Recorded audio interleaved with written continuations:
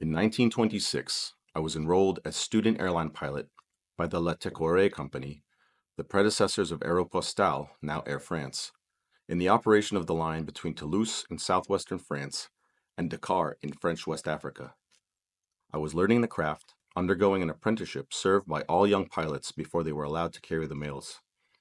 We took ships up on trial spins, made meek little hops between Toulouse and Perpignan, and had dreary lessons in meteorology in a freezing hangar. We lived in fear of the mountains of Spain, over which we had yet to fly, and in awe of our elders. These veterans were to be seen in the field restaurant, gruff, not particularly approachable, and inclined somewhat to condescension when giving us the benefit of their experience.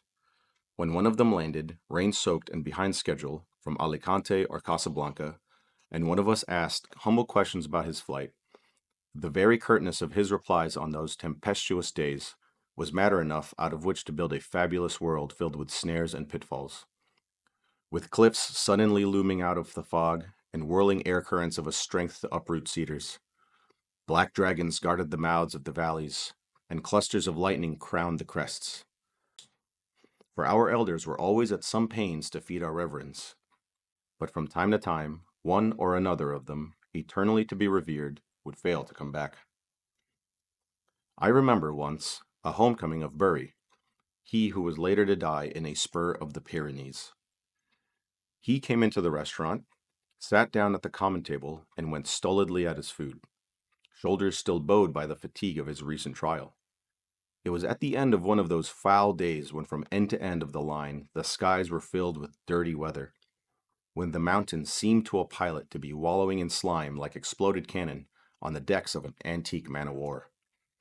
I stared at Bury, swallowed my saliva, and ventured after a bit to ask if he had had a hard flight. Bury, bent over his plate in frowning absorption, could not hear me. In those days, we flew open ships and thrust our heads out round the windshield in bad weather to take our bearings. The wind that whistled in our ears was a long time clearing from our heads. Finally, Bury looked up, seemed to understand me, to think back to what I was referring to, and suddenly he gave a bright laugh. This brief burst of laughter, from a man who laughed little, startled me. For a moment, his weary being was bright with it, but he spoke no word, lowered his head, and went on chewing in silence. And in that dismal restaurant, surrounded by the simple government clerks who sat there, repairing the wear and tear of their humble daily tasks, my broad-shouldered messmate seemed to me strangely noble. Beneath his rough hide, I could discern the angel who had vanquished the dragon. This excerpt was taken from Wind, Sand, and Stars by Antoine de Saint-Exupery.